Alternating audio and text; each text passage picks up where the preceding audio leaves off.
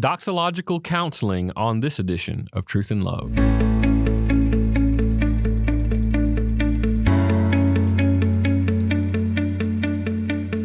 I'm Dale Johnson, and you're listening to Truth and Love, a podcast of the Association of Certified Biblical Counselors, where we seek to provide biblical solutions to the problems that people face. This week on the podcast, I have with me Omri Miles. Omri's a pastor of Grace Bible Church in Tempe, Arizona. He holds a Master of Arts degree in Biblical Counseling from the Master's University and a Master of Divinity degree from the Expositors Seminary. Currently serves as the director of one of our certified training centers, Biblical Counseling of the East Valley. And he lives in Phoenix with his wife, Emily, and their 5 children. Brother, it's so good to have you here. You've been a frequent breakout speaker for us, and looking forward to your breakout coming up in the future as well. So grateful to now finally have you on the podcast. Yeah, this is great. Thank you for having me, Dale. Now, I'm going to need a little bit of an explanation on where we're going here for the doxological counseling. And so I think maybe for everyone else, I understand what doxology means. I understand what counseling means, and I can't wait to hear how you're going to describe what that means when we put it together. So what do you mean, Omri, by this term, doxological counseling? Doxological, that word really just means having to do with worship or praise. And so I like to think about that actually happening in counseling. That is what counseling is about. And so doxological counseling is really instructing worshipers to the praise and glory of God. That's a little bit of a double meaning. The way I like to think of it is that the counselor in counseling is doing that very thing. His very act of counseling is an act of worship. So when we're instructing others, we're intending all of our instruction to be to the praise and glory of God. We want God to be known. We want to put his great character on display in our counseling.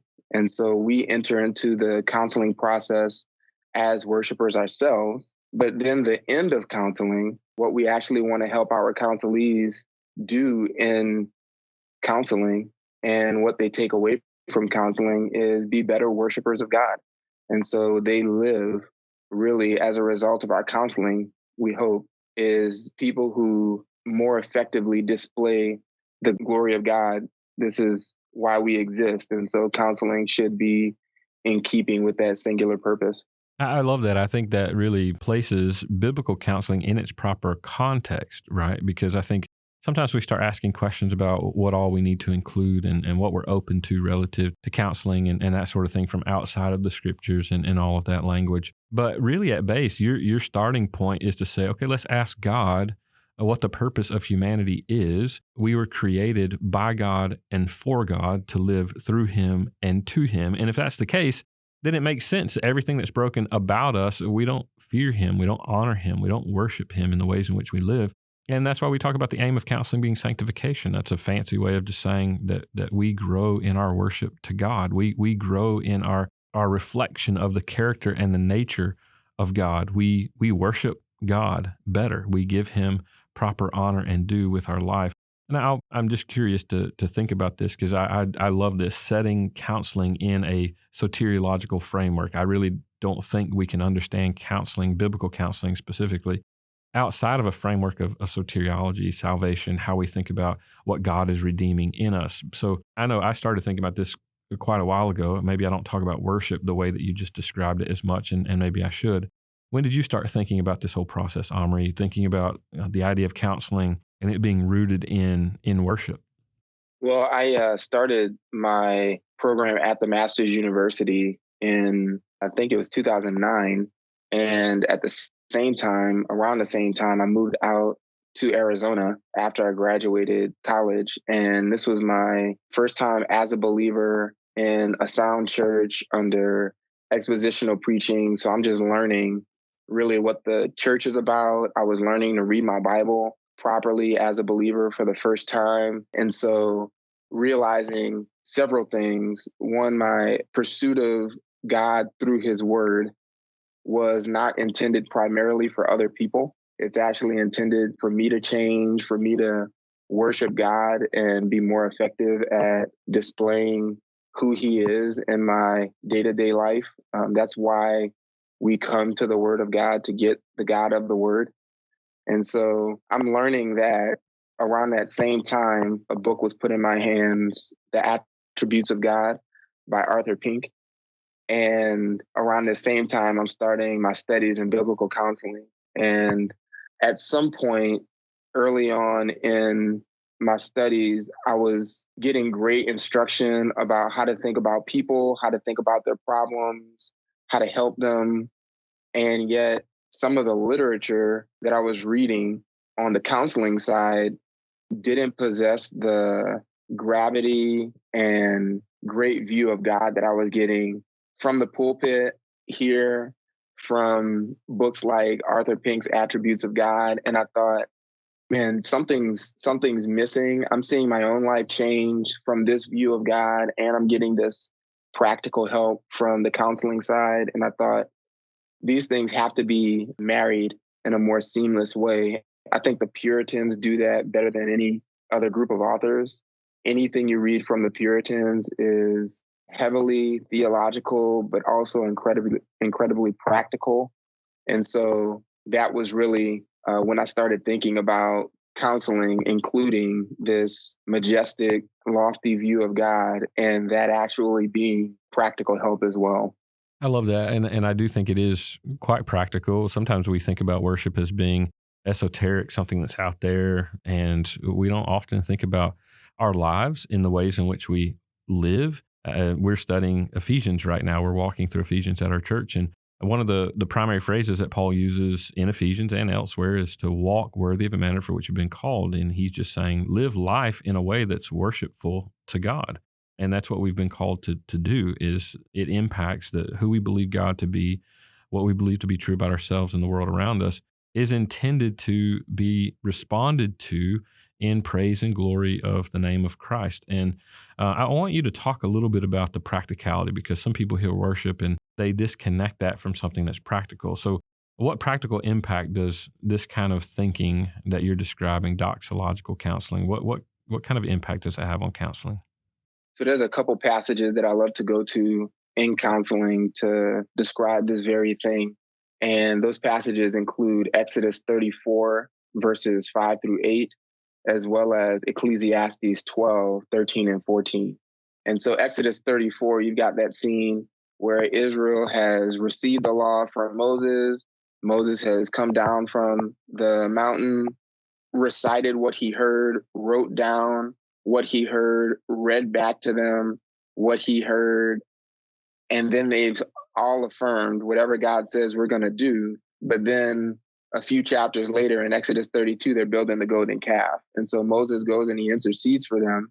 But we have this Christophany, this appearance of God, of Christ in the Old Testament in Exodus 34, when he, verse 5 says, descends and stands with Moses there. He descends in the cloud and stood with him there and proclaimed the name of the Lord, of Yahweh.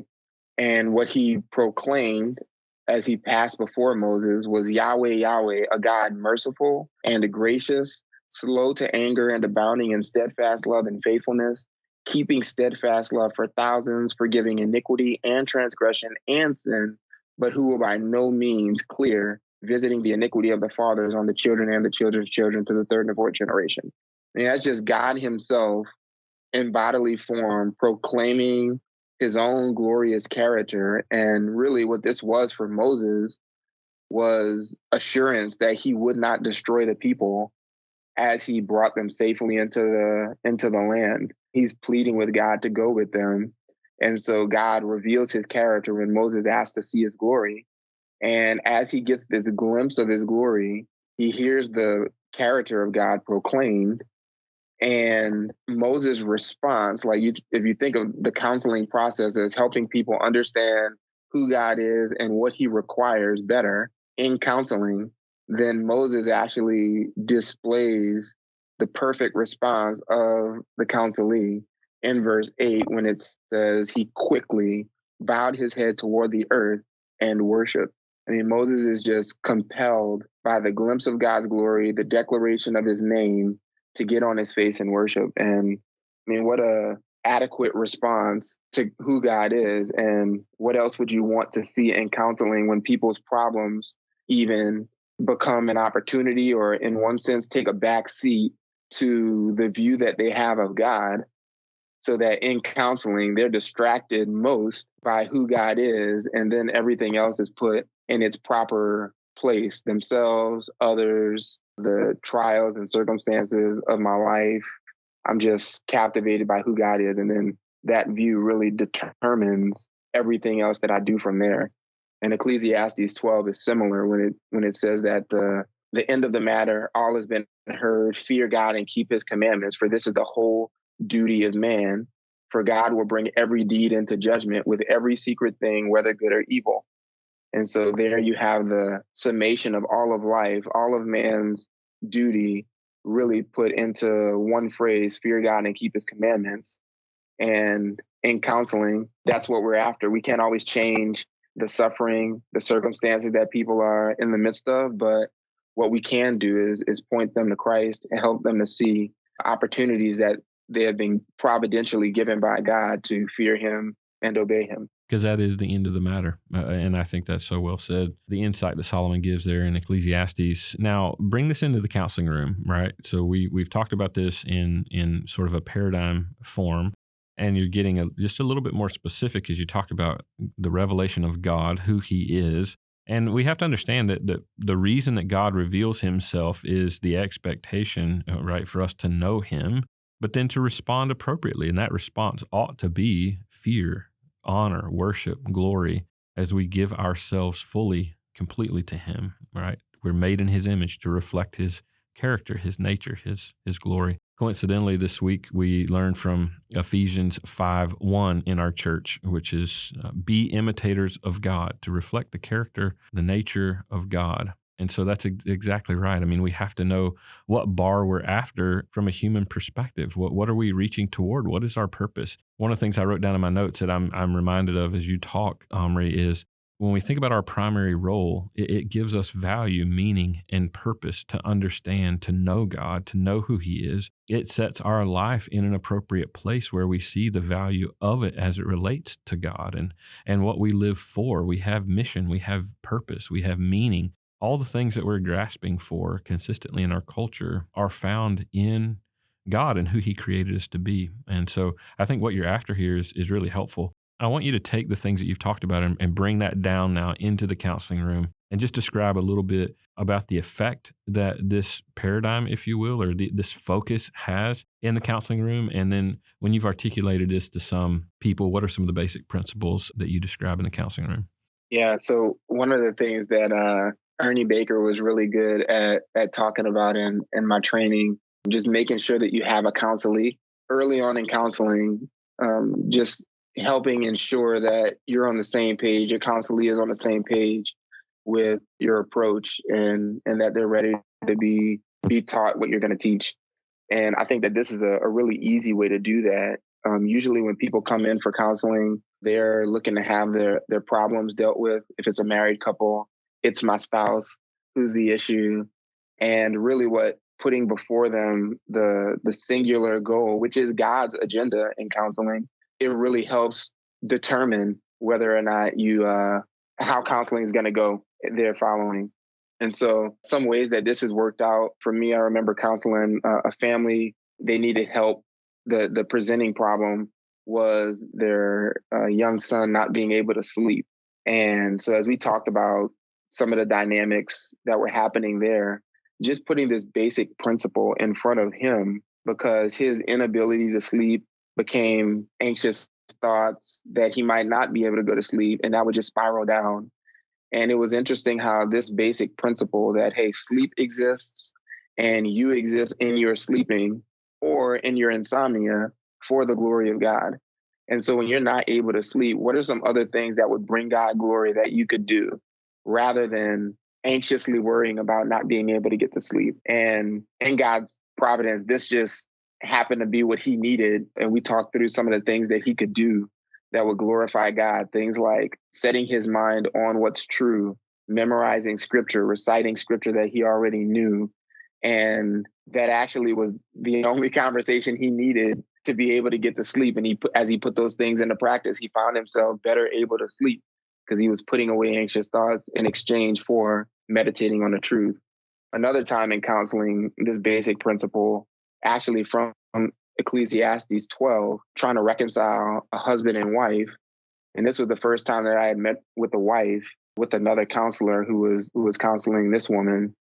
And just putting this basic principle in front of her, it made it very clear. She just said, I'm unwilling. If glorifying God means that I have to have a hard marriage with this man, then I'm unwilling. And so she opted out of counseling. And in one sense, that's helpful for the counselor, because everything that I'm aiming at, that God is aiming at, is increasing this person's fear of him.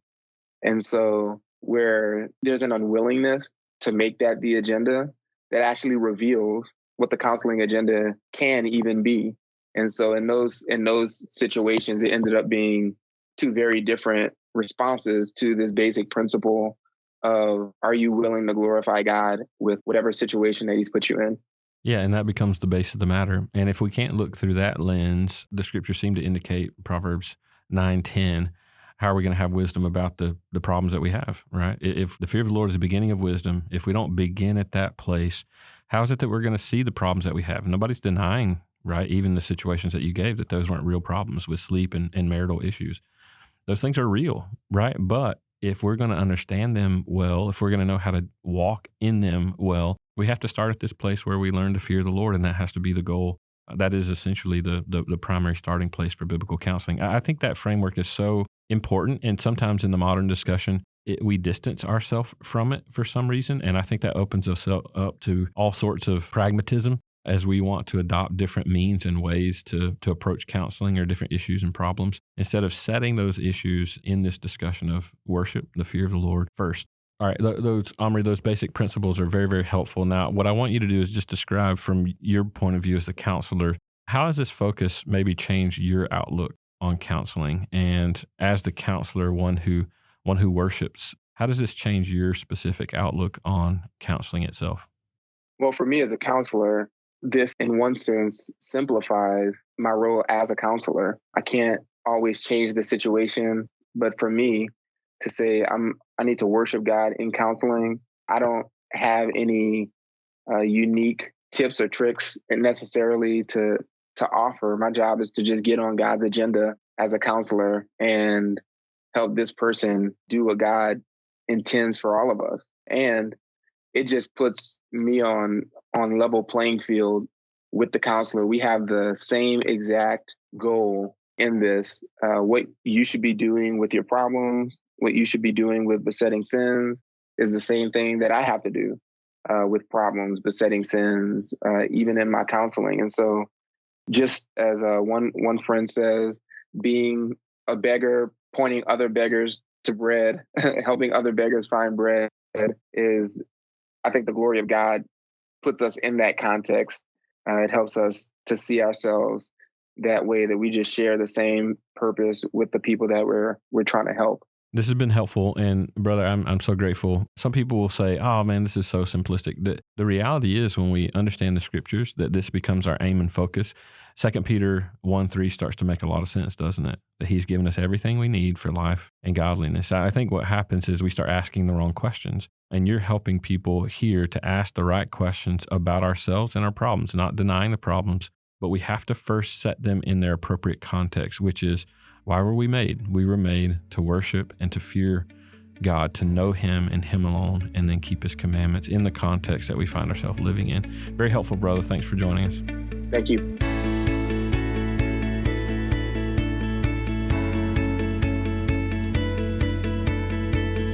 You're listening to Truth and Love, a podcast of ACBC.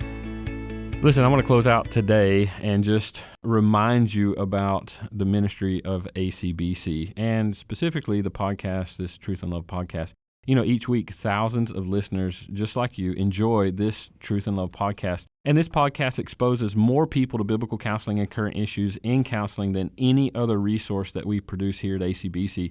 So I want to encourage you, if you've benefited from the Truth and Love podcast, I'd love to ask you to consider supporting the ministry of ACBC, become a partner, specifically as a monthly partner. Monthly partners are the backbone of this organization. honestly, they're a major reason that we're able to produce resources like the Truth and Love podcast and all the other resources, our booklet, solution series, and so on. So to partner with us, just very quickly, you can go down to the show notes, click the link down there that's provided, or you can, as always, go to biblicalcounseling.com and follow the link to donate. Let me just encourage you to consider supporting our ministry here at ACBC today. So grateful for all of you. Don't forget, biblicalcounseling.com.